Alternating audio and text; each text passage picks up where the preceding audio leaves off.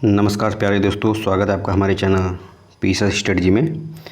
Friends, आप लोगों को पता होगा कि जो भी एग्ज़ाम की डेट को लेकर जो भी स्थिति सामने आ रही है उसमें ये स्पष्ट हो चुका है। हालांकि भी आयोग ने जो है कोई नोटिफिकेशन नहीं निकाला हुआ है, बट वो बहुत जल्द ही आपके सामने आ जाएगा। क्योंकि मैं ऐसी न्यूज़ पे भरोसा नहीं करता जब तक नोटिस नहीं आता, बट काफ़ी ज़्यादा कुछ फ्रेंड्स जो है जिन्होंने मुझे डायरेक्ट मैसेज किया कि सर इस पे स्थिति को स्पष्ट करिए। तो देखिए, मेरा जो अपना मानना है कि जो 27 अभी अक्टूबर को पेपर होना था, उसके होने के जो चांसेस है फ्रेंड बहुत ही ज़्यादा कम है। मतलब आप मान के चलिए कि वो नहीं हो रहा है अब। ठीक है, 1-2 दिन या 4-5 दिन में नोटिस आ जाएगा। पता नहीं क्यों आयोग नोटिस में देर कर रहा है, कुछ हो सकता है कोई इशू हो, बट जो है जल्द ही इसमें नोटिस आ जाएगा। और जो दूसरी डेट बताया जा रहा है कि 8 दिसंबर को, ठीक है फ्रेंड्स, 8 दिसंबर को जो पेपर होना है यूपी पीसीएस का, एक डेट ज़्यादा जो सबसे ज़्यादा संभावित बताया जा रहा है कि इस तिथि को जो है एग्ज़ाम हो सकता है। तो ये चांसेस बन रहे हैं कि अगर जो चीज़ें कुछ जो पेपर को लेकर बताया जा रहा है कि 2 पारियों में एग्ज़ाम, 2 दिनों में एग्ज़ाम कराने की जो बात हो रही है, क्योंकि अभी इसमें कुछ संशोधन करना पड़ेगा। क्योंकि अभी तक पेपर क्या होता था, यूपी पीसीएस का हमेशा से एक दिन में ही आयोजित होता था, सबसे बड़ी परीक्षा है। तो ऐसे में जो भी संशोधन होना होगा, तो राजनीतिक जो भी सरकार है तो उसमें संशोधन करने के कुछ टाइम चाहिए होगा। तो इस वजह से जो है इसमें हो सकता है कि ऐसा बताया जा रहा है कि 8 दिसंबर को भी शायद पेपर ना हो पाया, ऐसी मतलब पॉसिबिलिटीज़ है। बट आप लोग 8 दिसंबर को अब जो नेक्स्ट डेट है उसको मानकर तैयारी अपनी करिए। क्योंकि अगर 8 दिसंबर को पेपर नहीं होगा तो जो नई डेट बताई जा रही है, क्योंकि आप इस वर्ष 2025 में आपको पता होगा कि महाकुंभ का आयोजन होना है प्रयागराज में। तो ऐसी स्थिति में जो है पेपर जनवरी और फरवरी के बाद ही फिर हो पाएगा। क्योंकि सबसे पहले जो सरकार की प्राथमिकता है वो महाकुंभ का भव्य आयोजन करना है, ना कि पेपर। मतलब सरकार की जो मंशा है कहीं ना कहीं स्टूडेंट्स को ध्यान में रखकर नहीं किया जा रहा है। आप सोच सकते हैं कि पूरा एक साल बर्बाद गया है। मतलब जनवरी से पूरा दिसंबर निकल गया और आयोग एक पेपर भी नहीं करा पाया। सोचिए, ऐसे स्टूडेंट्स जो वाकई में बहुत ही सीरियसली तैयारी कर रहे होंगे फ्रेंड्स, जिनके पास वाकई में बहुत ही फाइनेंशियल इश्यूज़ होंगे, तो ऐसे स्टूडेंटों के लिए बहुत ही बहुत ही विकट समस्या, बहुत ही कठिन समस्या है। क्योंकि उनके पास साथ पैसे अरेंज करना बहुत दिक्कत होती है। जो प्रयागराज या मुखर्जी नगर में कई ऐसे स्टूडेंट्स हैं, मैंने देखा भी है कि बहुत ज़्यादा उनको प्रॉब्लम्स होती हैं पैसे की। और ऐसी स्थिति में जब कोई एग्ज़ाम ना हो सामने, और स्पेशली यूपी पीसीएस या आरओ पर फोकस्ड हों, तो ऐसी स्थिति में उनके जो भी समस्याएँ हैं बहुत ज़्यादा बढ़ जाती हैं। तो देखिए फ्रेंड्स, इसके लिए आप कुछ नहीं कर सकते हैं, क्योंकि अब ये सब सारा कुछ सरकार और आयोग ही कर रहे हैं। तो आप इसमें बहुत ज़्यादा कुछ नहीं कर सकते। बहुत ज़्यादा से ज़्यादा आप क्या कर सकते हैं, आंदोलन एक करेंगे, ठीक है, कि पेपर आयोजित किया जाए। बट अभी तक आप खुद सोचिए कि आयोग ने अभी तक कोई पेपर नहीं अरेंज करा पाया है, कि जबकि 17 मार्च को पेपर होना था, उसके बाद फिर नई डेट। मतलब कि कोई प्लानिंग नहीं, किस तरीके से ये अरेंजमेंट किया जा रहा है, ये मतलब एक जो है समझ से परे है मेरे तो। बट जो है अभी भी ऐसी स्थिति बन के सामने आ रही है कि शायद पेपर अब जो है जो है अप्रैल और मार्च में हो पेपर, यूपी पीसीएस का पेपर, ठीक है। तो अब इसमें देखिए हम लोग कुछ नहीं कर सकते हैं। अब ये जो भी है आयोग है, अगर या तो अगर एक डेट जो 8 दिसंबर है, अगर इस तिथि को पेपर होता है तब तो बहुत अच्छी बात है। क्योंकि ऐसे में होगा, पेपर हो जाएगा तो जो बच्चे ईमानदारी से पढ़ाई करते हैं उनके ये फ़ायदा हो। क्योंकि बार बार पेपर टालने से क्या होता है कि जो वाकई में जो तैयारी कर रहे हैं स्टूडेंट, उनकी जो, क्योंकि हर बार रिवाइज़ करना होता है, चीज़ों को अरेंज करना होता है, करंट अफेयर को बार बार अगर आप बढ़ाते रहेंगे पेपर, तो पीछे के करंट अफेयर आपके क्या होंगे, वो ज़्यादा काम नहीं आते हैं। तो ऐसे में पूरी स्ट्रेटजी को बदलना पड़ जाता है, और चीज़ें बच्चों के मन में कहीं ना कहीं कुंठा का भाव आ जाता है। ये सब चीज़ें एक सिंसियर स्टूडेंट के साथ होता है। ये ऐसी निश्चित है कि वो मतलब परेशान तो होते होंगे, साथ ही फाइनेंशियल इश्यूज़ होना ये बहुत बड़ी चिंता की बात है बच्चों के लिए। बट आयोग इस बात पर नहीं ध्यान दे पा रहा है, तो क्या ही किया जाए। बट आप अपने स्तर से फ्रेंड्स क्या कर सकते हैं, देखिए अगर 8 दिसंबर को होगा पेपर तब तो ठीक है, अगर नहीं होता है तो फिर भी जो है ये सुनने में आ रहा है कि शायद बीपीएससी का पेपर जो है अभी नवंबर माह में होना है, ठीक है, बीपीएससी का। तो आप लोग जो ऐसी स्थिति में हो, ठीक है, अभी बहुत पुराने स्टूडेंट हो या जो तैयारी कर रहे हो, तो वो बीपीएससी का फॉर्म जरूर भर दें। क्योंकि आपके पास कोई ऑप्शन है नहीं फ्रेंड्स। आप खाली बैठने से अच्छा है किसी न किसी एग्ज़ाम की तैयारी को करिए। क्योंकि आपकी तैयारी है, आपने जीएस वीएस पढ़ के रखा हुआ होगा। अगर जो है एग्ज़ाम नहीं होगा तो कहीं ना कहीं बीपीएससी का एग्ज़ाम आप देंगे, तो इससे आपकी तैयारी बनी रहेगी, ठीक है। तो आप बीपीएससी का फॉर्म जरूर भर दीजिए, जिसको देना हो, जिसको नहीं देना, जिसको यूपी पीसीएस पे ही फोकस्ड रहना, तो वो अभी जो है थोड़ा वेट करिए अपनी तैयारी को, आप मेंस की तैयारी को आगे करिए अपने। अब आपके पास प्री पढ़ने का उतना वो नहीं है कि आप अगर अप्रैल और मार्च में पेपर होता है तो आप प्री को मेंस को फोकस्ड और प्राथमिकता में रखिए। तो क्योंकि मेंस तो आपको पता है बहुत इंपॉर्टेंट है, तो मेंस की तैयारी जब आपकी अच्छी हो जाएगी तो बहुत ज़्यादा आपका टाइम जो इधर ख़राब होगा वो ख़राब नहीं होगा। अब बात करते हैं फ्रेंड्स हम RO ARO की। ठीक है, अभी पूरी तरीके से इसमें RO ARO को लेकर भी असमंजस बना हुआ था, बट RO ARO ऐसे सुनने में आ रहा है कि अगर PCS का एग्ज़ाम नहीं होता है 8 दिसंबर को भी, या जो है 27 को तो होगा नहीं, ये तो निश्चित हो चुका है, बट अगर RO ARO का जो है आपका एग्ज़ाम 22 दिसंबर को हो जाता है तो, और ये संभावना भी है कि इसका एग्ज़ाम 22 दिसंबर को हो जाए, क्योंकि आयोग एक एग्ज़ाम आई थिंक कराना चाहिए उसको और कराएगा भी।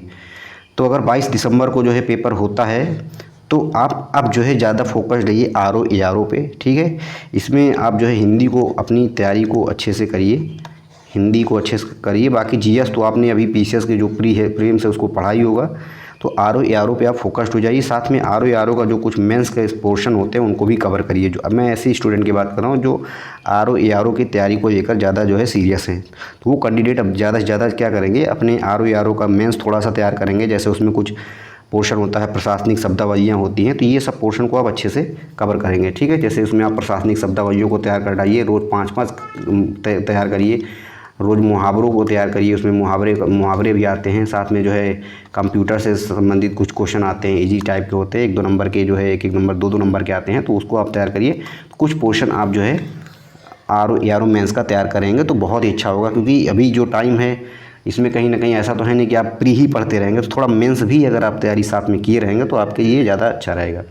बाकी जो बच्चे BPSC देना चाहते हैं तो वो BPSC दे दें, बिना आप जो भी तैयारी किए हुए, तो उनका BPSC में वो बेनिफिट हो जाएगा। बट कहीं ना कहीं फ्रेंड्स जो है जो पेपर ये उतार चढ़ाव हो रहा है डेट को लेकर, बच्चे बहुत ज़्यादा परेशान हैं, ये सही नहीं है बच्चों के कैरियर को लेकर। इसमें सरकार को भी समझना चाहिए, क्योंकि एक सिंसियर स्टूडेंट के ऊपर क्या बीतती है ये मैं बहुत ही अच्छे से समझ सकता हूँ कि बार बार पेपर कटा जाना ये कहीं ना कहीं मानसिक रूप से बच्चों को जो है प्रताड़ना ही है एक प्रकार से।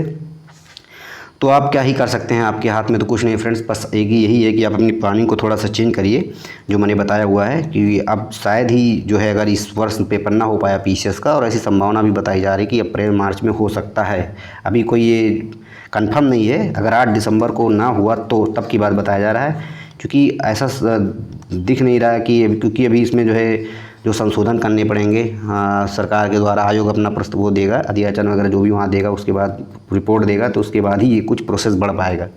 ठीक है, तो इसमें थोड़ा टाइम लग सकता है, बट कोशिश यही होना चाहिए कि 8 दिसंबर को पेपर हो जाए, क्योंकि जो बच्चे होते हैं वो उनकी तैयारी जो है काफ़ी अच्छी होती है। बार बार उस चीज़ों को रिवाइज़ करना, बार बार पढ़ना उसी चीज़ को, थोड़ा सा ये टफ़ हो जाता है, उस मेंस की तैयारी भी इससे कहीं ना कहीं बाधित होती है। बट जो है आप लोग जो है अगर PCS का डेट तो इतना तो कंफर्म है कि बढ़ ही रहा है, बट जो है आप लोग अब BPSC जो स्टूडेंट काफ़ी ज़्यादा उनको जो है परीक्षा देना ही है, तो आप BPSC का फॉर्म भर दीजिए। अभी उसका फॉर्म की तिथि चल रही है, तो उसको भर दीजिए। साथ में BPSC स्पेशल आपको पढ़ना पड़ेगा, उसमें आपको कुछ एक्स्ट्रा नहीं पढ़ना है, बस GS जो भी है PCS का और BPSC का दोनों सेम आता है। ठीक है, तो उसमें बहुत ज़्यादा परेशान होने की जरूरत नहीं, बस बिहार स्पेशल आपको अच्छे से पढ़ लेना। उसके लिए कोई भी एक बुक परचेज कर लीजिए, या तो एडुटेरिया का बहुत अच्छा कंटेंट देता है वो, या तो आप भटनाचक परचेज कर सकते हैं, उसमें PYQs अच्छे से तैयार कर लीजिए। ठीक है, उससे ज़्यादा बहुत ज़्यादा बिहार बहुत ज़्यादा घुमाता नहीं, सारे क्वेश्चन रिपीटेड ही होते हैं उसमें, 2-4-5 क्वेश्चन नए क्वेश्चन तो आते हैं, बट बहुत ज़्यादा उसमें पुराने ही क्वेश्चन होते हैं। तो थोड़ा सा आप उसके पैटर्न को एक बार ज़रूर समझिएगा। बिहार का थोड़ा सा प्री का जो पैटर्न है वो थोड़ा UP से हटके है। ठीक है, हटके करने का मतलब ऐसा नहीं है कि उसमें कुछ दूसरा क्वेश्चन पूछ रहा है, थोड़ा सा जैसे हर पेपर का एक क्राइटेरिया होता है पूछने का, वहाँ क्वेश्चन की शैली कुछ दूसरे टाइप की, यहाँ आप देखेंगे कुछ समझ जाएंगे।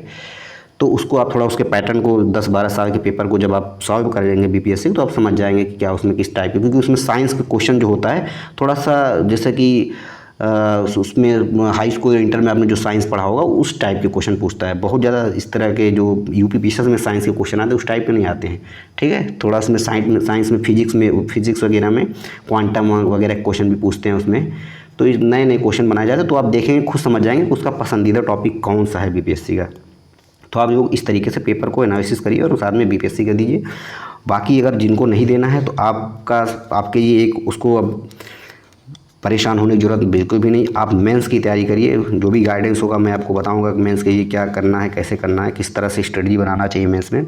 ये मैं एक सेपरेट वीडियो बना दूंगा। अभी जो है चाहे आप RO का मेंस को ले लें, चाहे आप जो है PCS का, ठीक है। मेंस में अभी टाइम आप साथ साथ प्री भी पढ़ेंगे। अब प्री और मेंस दोनों पर आपका फोकस्ड होना चाहिए, ठीक है। ऐसा ना हो कि आप केवल प्री पढ़ रहे हैं, या ऐसा ना हो कि आप केवल मेंस पढ़ रहे हैं।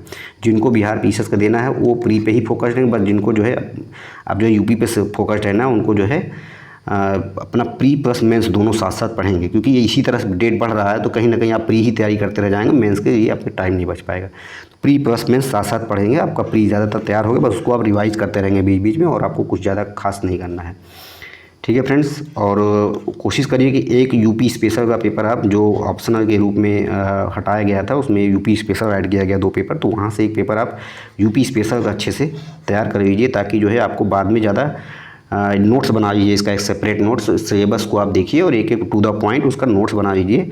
और मैं बता दे रहा हूँ आपको कि यूपी स्पेशल में मेरे जो है सेकंड हाईएस्ट मार्क्स थे पूरे उत्तर प्रदेश में, आफ्टर टॉपर के 120 नंबर थे, और मेरा जो है GS 6 में 110 नंबर था, ठीक है। दोनों मिला के मेरा 215 नंबर था।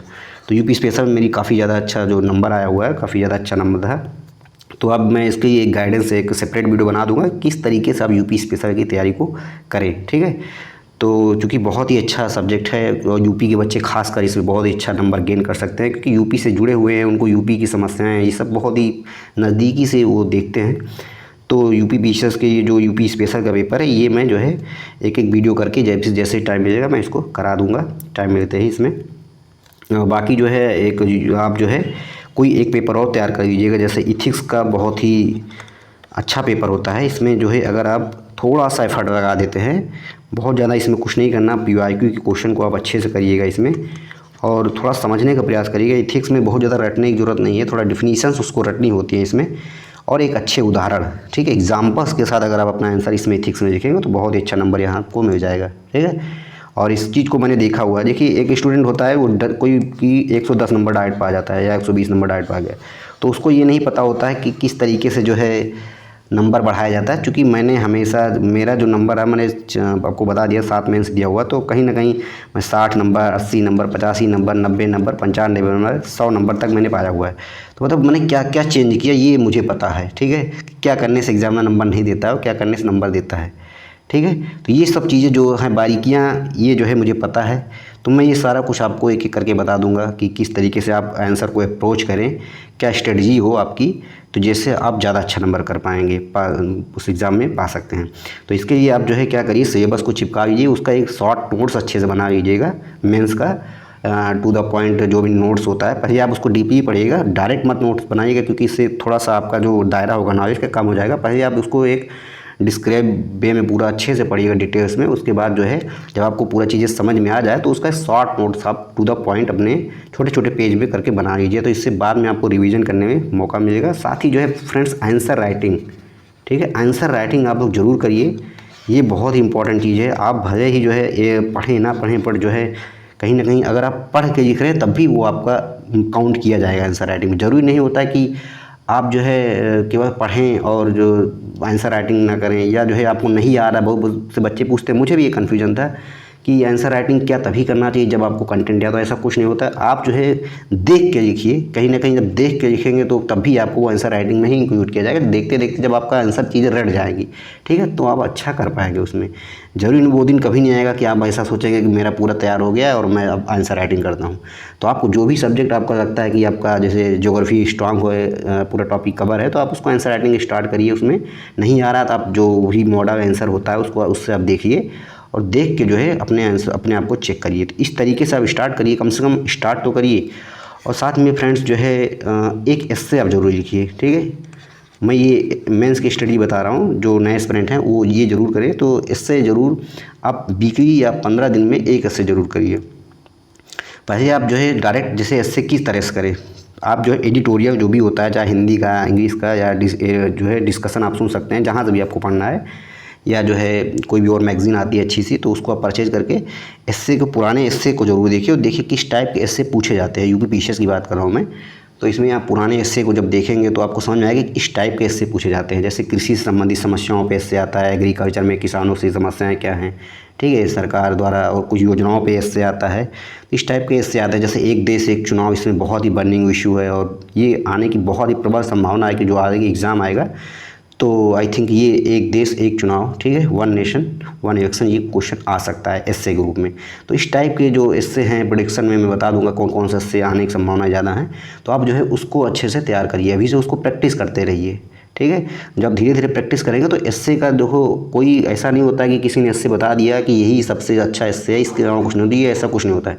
हर स्टूडेंट का अपना एक क्रिएटिव होता है और हर स्टूडेंट एक एस्से को कई तरह से लिख सकता है। जैसे हम किसी और तरीके से उसको लिखेंगे, आपका दूसरा कोई तरीका हो सकता है। तो एस्से का कोई वो नहीं होता है कि एक स्पेशलाइज्ड की इसी तरह पूरा होगा। तो आप जो है अपना एक क्रिएटिव अप्रोच बनाइए और उससे जो है एस्से को लिखने का प्रयास करिए। तो धीरे धीरे क्या होगा कि आपकी जो एस्से की स्टाइल है वो बहुत ही अच्छी हो जाएगी। और एस्से में फ्रेंड्स जो है कंटेंट के साथ साथ एस्से का फ्लो होना बहुत ज़रूरी है, ठीक है। उसका एंडिंग पॉइंट बहुत अच्छा होना ज़रूरी है, उसका जो है इंट्रोडक्शन बहुत अच्छा होना ज़रूरी है। ये सब चीज़ें उसमें मायने रखती हैं और ये सब आएगा कैसे, ये सब आप तभी सीख सकते हैं जब आप प्रैक्टिस करेंगे, ठीक है। तो ये पूरा अप्रोच मैंने बता दिया होगा कि मेंस की तैयारी आप किस तरीके से करें। अभी भी आपके पास पर्याप्त टाइम है, आप इतना कम से कम अभी से करते चलिए और अपने टाइम को बर्बाद मत करिए, ठीक है। बाकी आयोग जो करेगा नोटिस अभी जल्दी से आ जाएगी तो आप लोग उसको देख लीजिएगा। बाकी जो भी इशू है, जो भी आपकी समस्या है, कमेंट बॉक्स में कमेंट करिएगा। और फ्रेंड्स जो भी नए स्टूडेंट हैं वो ज़रूर चैनल को सब्सक्राइब करिए, क्योंकि यह जो भी चैनल है ये मेरा पर्पज़ है कि ज़्यादा से ज़्यादा स्टूडेंट फ्री ऑफ कॉस्ट में जो है इसका बेनिफिट उठाएँ, नए नए स्टूडेंट को ज़रूर जोड़ें, ठीक है। Thank you.